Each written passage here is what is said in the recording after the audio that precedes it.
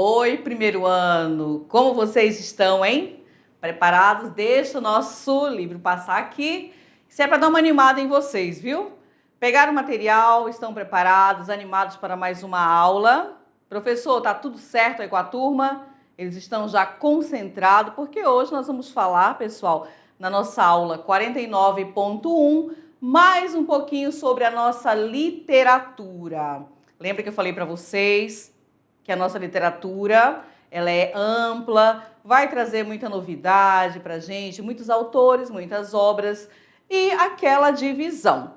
Então, turma, olha só, hoje vamos falar, deixa eu ficar aqui só para vocês observarem melhor aqui, barroco. Já falamos sobre o barroco? Já, mas falamos do barroco em Portugal, não é verdade? Hoje nós vamos falar do barroco aqui no Brasil.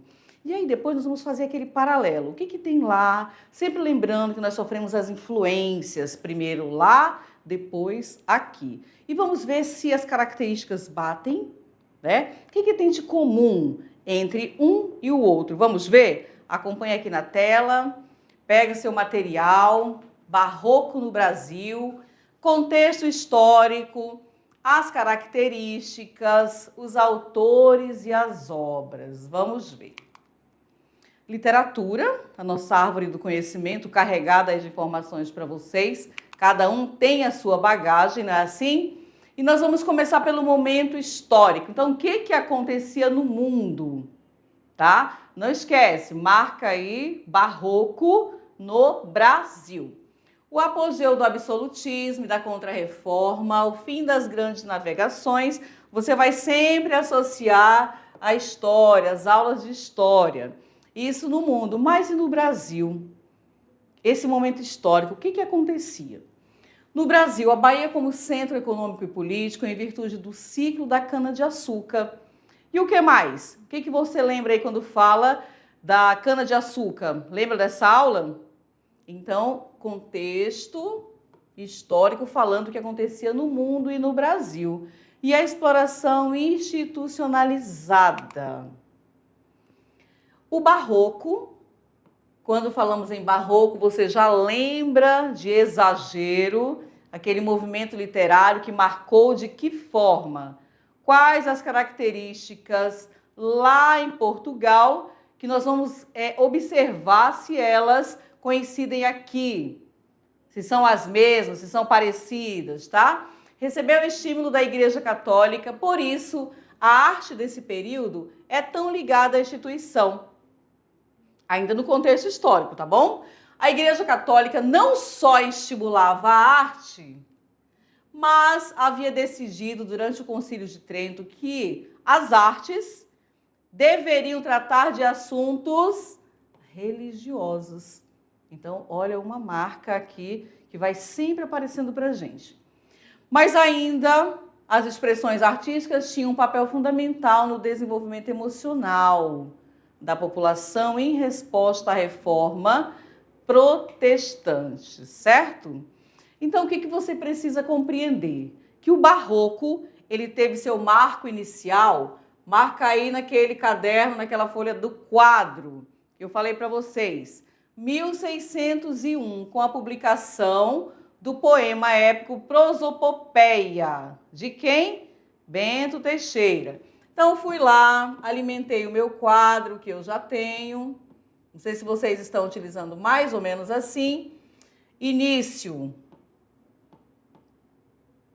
Aí você coloca, né? 1601, para você ir acompanhando a evolução. O que cada escola trouxe para a gente, correto? Então, prosopopeia. Cantem poetas o poder romano, submetendo nações ao jugo duro. O mantuano pinte o rei troiano, observem a linguagem, tá? Descendo a confusão do reino escuro. Que eu canto um Albuquerque soberano, da fé, da cara pátria firme muro, cujo valor e ser que o céu lhe inspira, pode estancar a Lácia e grega lira. As délficas irmãs chamar não quero, que tal invocação é vão estudo, aquele chamo só, de quem espero, a vida que se espera em fim de tudo. Ele fará meu verso tão sincero, quando fora sem ele tosco e rudo, que por razão negar não deve, o menos, quem deu o mais a míseros terrenos. Então, olha só, em relação à linguagem, o que a gente consegue observar aqui? É uma linguagem mais rebuscada, uma linguagem de difícil compreensão. As délficas irmãs chamar não quero. Você compreendeu a mensagem? Então, guardem aqui prosopopeia, que nós vamos falar melhor sobre ela, tá? Então, 1601, início do Barroco aqui no Brasil, certo? Com prosopopeia de Bento Teixeira. O Barroco no Brasil, pessoal, teve início no final do século XVII. No país, essa tendência artística teve grande destaque em que, olha lá, na arquitetura, na escultura, na pintura e na literatura. O que marca aqui a imagem? As cores fortes, são bem carregadas. O que mais? A religiosidade, ela está estampada aqui. Como que você identifica? Quais são os elementos que você identifica? A obra de arte Anjos Músicos, do mestre Ataíde, está na igreja de São Francisco, em Ouro Preto. Certo? Olha aí, aqui nós temos essa imagem, as pinturas, os temas religiosos, não é assim? Você vai para a próxima, observa também. Então, veja, as pinturas refletiam o cenário político, religioso e cultural europeu. Então, vamos acompanhando aí, já tirando uma ideia, o que o Barroco traz. Olha só, quando falamos em Barroco, aqui no Brasil, você vai observando as imagens, acompanhando qual a temática. É uma temática que trabalha mais a religiosidade. Como que eu consigo identificar? Através da pintura, o que eu tenho ali? Então já vai pensando aí, porque nós vamos chegar nas características. E aí você vai encontrar, você vai perceber se elas casam ou não, certo? E você também lembra que o Barroco em Portugal, ele trabalhava o quê? Qual era a situação do homem? O homem vivia em constante conflito, lembram? Lembram a questão lá do antropocentrismo, onde eu tenho o homem ao centro de tudo, mas também tenho o teocentrismo, que tudo está voltado ali para Deus. Percebem? Então vamos ver que nós vamos chegar nas características e aí você vai conseguir falar, nossa, mas de fato sofremos as influências, porque era exatamente o que acontecia lá em Portugal, ok? Vamos voltar aqui para a tela. Mais imagens para vocês, Igreja de São Francisco, da Penitência no Rio de Janeiro, né? Olha aqui, mais uma imagem também, e aí você percebe que elas são próximas. Em quê? Vamos fazer a nossa reflexão em que elas se parecem. Qual é a semelhança que o Barroco traz através das imagens, sempre voltadas para a igreja. Quanto mais alto, melhor. E aí tinha o quê? Qual era a riqueza demonstrada? No Brasil, o estilo barroco, pessoal, foi introduzido através de missionários católicos jesuítas no início do século XVII. O movimento não veio só como uma expressão artística, mas de expandir a fé cristã. Tá bom? Então, olha as marcas aparecendo pra gente. O Santuário do Bom Jesus de Matosinhos é uma das obras mais conhecidas de Aleijadinho. Os aspectos centrais. Então, o que a gente começa já a perceber aqui, falando do nosso barroco no Brasil? Uma literatura de contraste. Como assim? Essa literatura de contraste. O choque entre valores renascentistas, o paganismo, olha o choque, E valores medievais, o cristianismo, a arte barroca, o dualismo. Já ouviram esse termo dualismo? Quando falamos lá das características em Portugal. A arte barroca trabalha com as seguintes oposições: antropocentrismo e teocentrismo. Olha só, a gente para aqui e aí vocês podem nesse momento, porque a literatura, ela vem carregada de muitos conceitos, então é muita teoria. Mas se eu paro aqui e peço, professor, vamos lá, quem aí da sala, se eu estou falando aqui de antropocentrismo e teocentrismo, qual a característica de cada uma? E aí? João, você responde aí na sala. A da Hanna responde na sala. Qual é? O que é? Em que eles chocam? Cada um valorizava o quê? Então, nós temos aí teocentrismo, antropocentrismo, como marca, bem vibrante aí em relação ao barroco, certo? Tanto Portugal quanto Brasil. Vamos para a tela. Voltando, temos ainda matéria e espírito, carnal e espiritual, o eterno e o efêmero, aquilo que passa muito rápido, é passageiro, né? Vida e morte, o amor sensual e o amor platônico.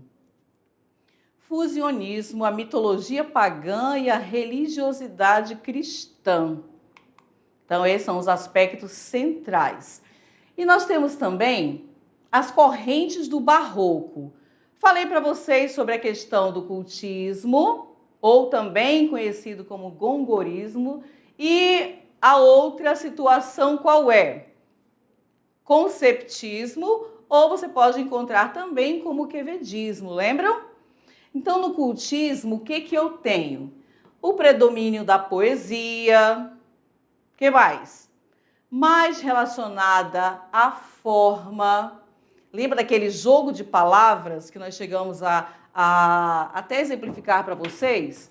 Então, aqui eu tenho dentro do cultismo. Um eu tenho o jogo de palavras e o outro eu tenho o jogo das ideias, que nós vamos falar também.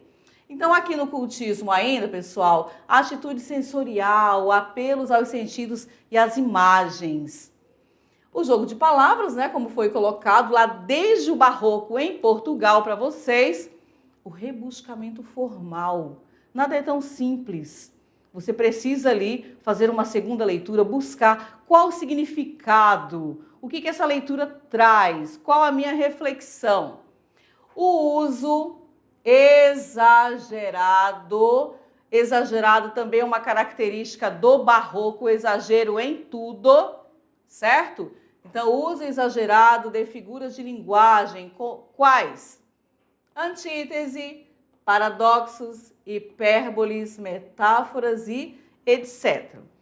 E aí, quando nós falamos assim no uso exagerado das figuras de linguagem, vocês lembram aquela aula que nós tivemos em que nós falamos assim, olha, guarda aqui essas figuras porque nós iremos utilizá-las na literatura, nos movimentos, nas escolas. Quando fala assim, essa questão da hipérbole, automaticamente você, que já acompanhou bem o conceito e os exemplos, vai lembrar de quê? Quando fala o exagero, você já busca. Então, nós temos as hipérboles, as antíteses, lembra aquele jogo? Bem, mal, tem muito isso voltado aqui para o barroco, né? A questão das metáforas, eu quero dizer algo, mas eu vou sempre ali com certo cuidado, utilizando alguma forma para não ser direto. Então, o uso exagerado das figuras de linguagem. Vamos voltar aqui. E nós temos também o conceptismo, né? Que é o predomínio mais na prosa, ela está mais relacionada ao conteúdo e não à forma. A atitude intelectual, apelos ao raciocínio, aos conceitos, jogo de ideias, de convencer através da palavra, não é isso? E aqui eu tenho o quê?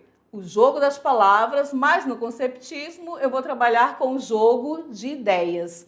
Uma retórica mais aprimorada e o jogo intelectual de paradoxos e sutilezas lógicas. Então, vejam bem, Se você vai trabalhar com esse quadro, você identifica ali conceptismo. O que eu tenho? O jogo das ideias.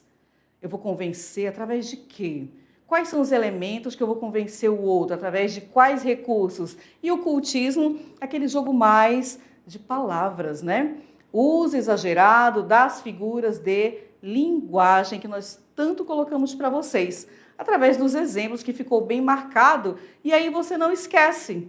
Você leva, né, para todas as escolas, ok? Vamos voltar. Não esqueçam de marcar bem essa questão aqui do quadro, certo? Gregório de Matos. Eu lembro, pessoal aí que está prestando atenção, todo mundo focado aqui na literatura, que eu disse assim, gente, marca aí Gregório de Matos, né? Que nós vamos falar sobre ele. Então, quem foi Gregório de Matos? Conhecido também como o Boca do Inferno. E aí, quem lembra na sala? Falamos sobre Gregório de Matos, a importância dele. Ele ficou bem marcado em determinado momento da literatura, né? Ele não tinha filtro. E aí nós vamos já encontrar o porquê dessa expressão. Sua poética se divide em... Nós temos aqui a poesia religiosa, o pecado arrependido diante de um Deus perdoado, certo? Gregório de Matos. Temos também a poesia lírica. Quando falamos em lirismo, o que você vai lembrar? Eu vou lembrar do amor, do sentimento, das emoções, não é assim? Então, poesia lírica, amorosa, o carpe diem, atitude certa, reflexivo, filosófica. Mas ele também fez parte da poesia satírica. Quando falo em lirismo, você já sabe a que eu me refiro. Satírico também, que são as críticas, não é assim? Ele criticava o quê? Ele fazia crítica a quem? Então, vejam, críticas à sociedade da sua época. Todos esses itens aqui, pessoal, marca aí no caderninho de vocês, falando sobre o nosso Gregório de Matos, o tão falado Boca do Inferno, tá bom?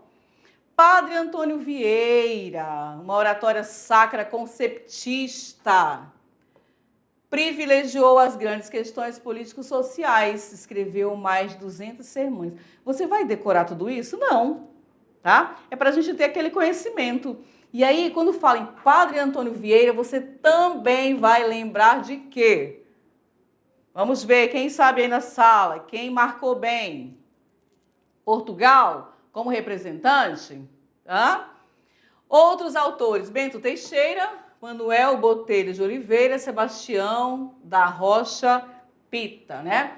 Aqui reforçando os autores, os dois autores, quando falamos em Padre Antônio Vieira, também Portugal, certo? E contribuiu para a gente também, mas o nosso representante maior, vocês podem já deixar bem marcadinho aí, que foi o nosso Gregório de Matos, certo? Conhecido como Boca do Inferno, porque ele não tinha filtro. Vamos utilizar o termo, né? Não tinha filtro porque quando ele mandava o recado, era aquilo e pronto. E vocês sabem que acaba incomodando de certa forma, não é assim? Então, eles constituem os principais nomes do barroco brasileiro. O Padre Antônio Vieira foi o maior orador de seu tempo. Seu estilo é cheio de figuras de linguagem, que não é novidade para vocês, repetições, raciocínio encadeados, exploração de elementos visuais, num verdadeiro jogo escrito e exposto para convencer. Lembram da questão do convencimento? Conceptista, aquele jogo de ideias. Então, ele trabalhava muito bem essa questão. As injustiças e tiranias que se têm executado nos naturais destas terras excedem muito as que fizeram em África. Em espaços de 40 anos, se mataram e se destruíram por esta costa e sertão mais de 2 milhões de índios e mais de 500 povoações como grandes cidades, e disto nunca se viu castigo. aqui já fizemos a leitura, mas ele aparece novamente para quê? Ele sempre nos convida a uma reflexão. Padre Antônio Vieira, lembra da questão conceptista. Para um homem se ver a si mesmo, são necessárias 3 coisas: olhos, espelho e luz. Se tem espelho e é cego, não se pode ver por falta de olhos. Se tem espelhos e olhos e é de noite, não se pode ver por falta de luz. Logo, a Mister Luz, a Mister Espelho e a Mister Olhos. Olha aí. Gregório de Matos. Então, o primeiro grande poeta brasileiro. Como vocês já sabem, e aí você pode colocar aí ao lado de Gregório de Matos, Boca do Inferno, certo? Ou também conhecido, pessoal, olha só, como Boca de Brasa, por apontar os desmandos dos poderosos que exploraram os benefícios do Brasil colônia. Olha só, estão acompanhando e compreendendo essa questão de Gregório de Matos? Então, qual a importância dele dentro do nosso barroco brasileiro? Ele não queria saber, pessoal. Ele mandava o recado dele. Tanto é que quando você ouvir falar em Boca do Inferno, você já sabe que está falando de quem? Gregório de Matos, né? Ou Boca de Brasa, né? Assim. Então ele tinha ali ele incomodava. Por quê? Normalmente não é assim quando você fala, quando você aponta, você acaba incomodando um aqui, o outro ali, mas ele não queria saber, tá? Então marca bem Gregório de Matos aí, que nós vamos ver 3 exemplos daqui a pouco sobre ele. Vamos voltar aqui para a tela. A vós, pregados pés, por não deixar-me, a vós, sangue vertido, para ungir-me, a vós, cabeça baixa, para chamar-me, Gregório de Matos. Pintura admirável de uma beleza. Então vamos ver aqui qual linha você classificaria. Será que é uma sátira? Será que tem aqui um lirismo ou a questão religiosa, né? Então, vamos ler juntos? Vamos ver se vocês me acompanham aqui? Vamos, a turma toda aí, hein, primeiro. 1, 2, 3, vamos lá. Vês esse sol de luzes coroado? Em pérolas a aurora convertida? Vês a lua de estrelas guarnecida? Vês o céu de planetas adorado? O céu deixemos, vês naquele prado, a rosa com razão desvanecida? A açucena por alva presumida? O cravo por galã lisonjeado? Deixa o prado, vem cá, minha adorada. Vês desse mar a esfera cristalina, em sucessivo aljofar desatada? Parece aos olhos ser de prata fina. Vês tudo isto bem? Pois tudo é nada à vista do teu rosto, Catarina.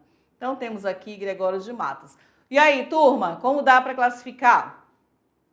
Qual a mensagem que eu consegui aqui identificar através da minha leitura? Pintura admirável de uma beleza.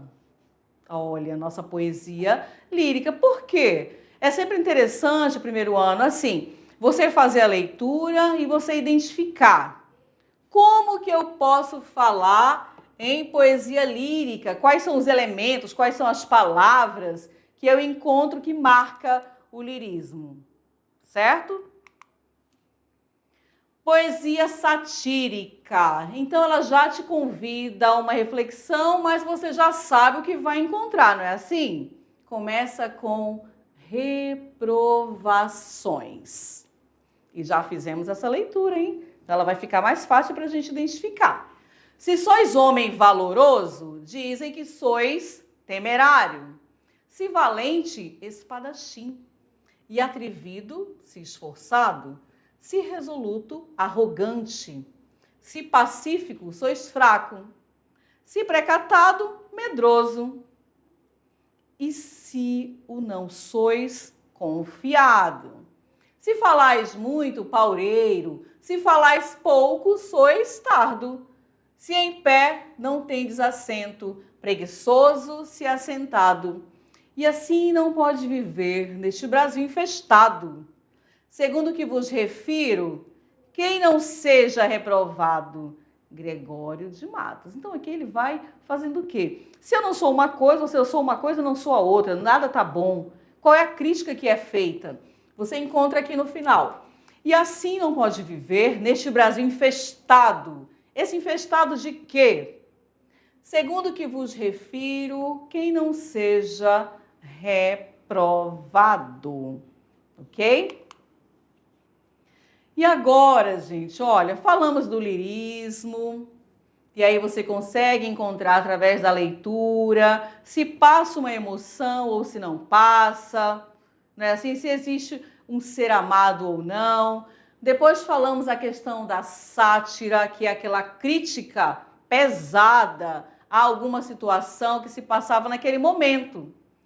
Mas quando nós falamos em poesia sacra, senhores, ele já começa assim. Meu título é Buscando Cristo. A voz correndo vou, braços sagrados nessa cruz sacrossanta, descobertos que, para receber-me, estais abertos, e, por não castigar-me, estais cravados. E aí você continua, né?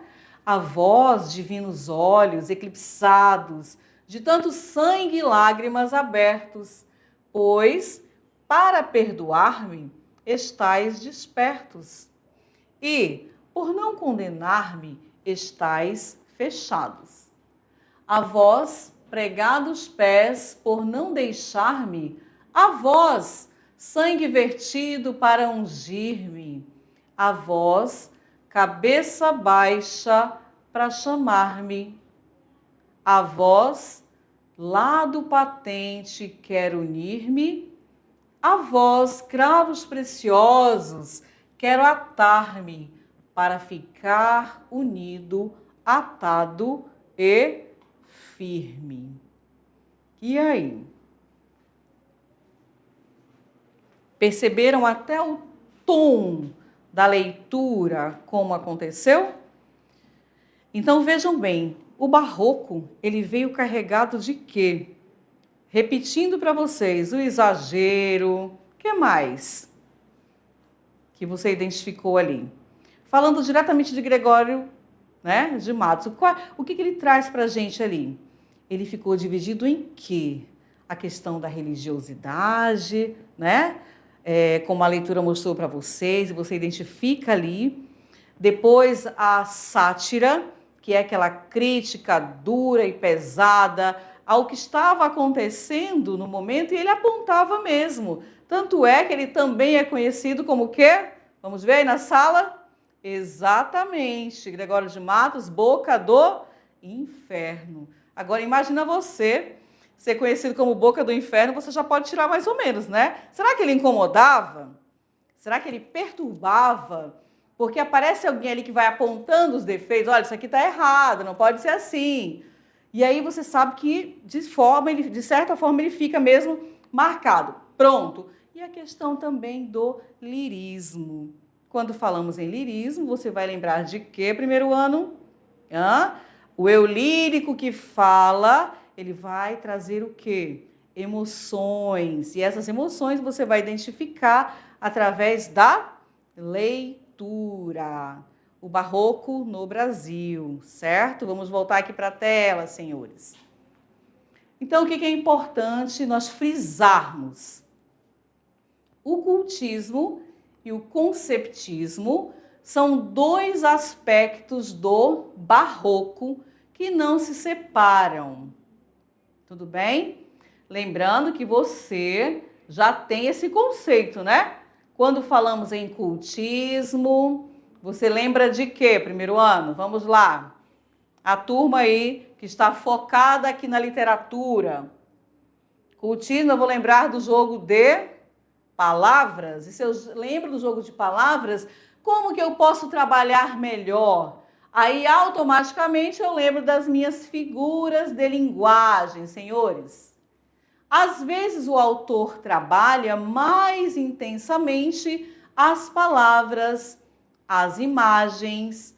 Outras vezes, busca mais o argumento, o conceito. Então, olha só, vale a pena nós conversarmos aqui. E aí, falamos em Barroco, Portugal. Tranquilo para vocês? Viram todas as características, viram os destaques, lembra lá daquele gosto pela morte? Quanto mais decadente, melhor. O trágico me atrai. Lembram? O homem nunca satisfeito, mas sim aquele conflito. Bem, mal. Antropocentrismo, teocentrismo. Então, são palavras, termos que vocês já conhecem. E nós vamos utilizar muito, pessoal, aqui na nossa literatura, certo? Existe aquele conteúdo que você vê, observa e fala assim, onde que eu vou usar isso, hein, professora? Começa a fazer sentido para você? Figuras de linguagem. Como que eu vou trabalhar aquela minha linguagem mais conotativa, que é aquele sentido figurado, que eu tenho a liberdade, eu vou usar o termo de brincar, mas é que você pode ali harmonizar, dar uma musicalidade. Dentro da literatura, cada movimento você vai perceber. Uns utilizam mais, outros utilizam menos. Então, cada escola vem carregada de uma situação de características. O barroco, para os senhores, ficou claro. Vamos lá, quem vai falar aí na sala? Quero ouvir daqui, hein? Já pensou se eu conseguisse? Quem compreendeu as marcas, aquele contexto histórico, o que acontecia, né? O que acompanhou essa evolução? Quais são as marcas deixadas? Seu quadro ficou pronto? Quem fez aquele? Quem é que vai mandar? Eu quero saber qual vai ser a turma que vai mandar para a gente o primeiro quadro pronto. Aquela evolução da literatura. Começamos a falar lá de quê? Lembra do humanismo, os trovadores. Olha onde nós já estamos, pessoal. O barroco, né? O barroco ali mostrando todas aquelas cores vivas. Então, são detalhes, são preocupações que nós temos que... Porque quando chegar lá no arcadismo, lá no romantismo, outras características virão. Compreenderam? Certinho até agora? Cultismo, conceptivo, são palavras, quando você as pronuncia, parece que são iguais, né? Mas quando eu falo de cultismo, primeiro ano, estou falando de quê? Quem marcou aí na sala? Cultismo, eu vou trabalhar aquele meu jogo de palavras. E o conceptismo, eu venho ali com aquele jogo de ideias. É convencer. É aquele poder de persuasão. Eu quero convencer o outro através de quê? Das ideias. O que eu quero levar para você? Tudo bem? Bom, então, ficamos por aqui, certo? Daqui a pouco eu volto com a nossa revisão, tá bom? Tchau!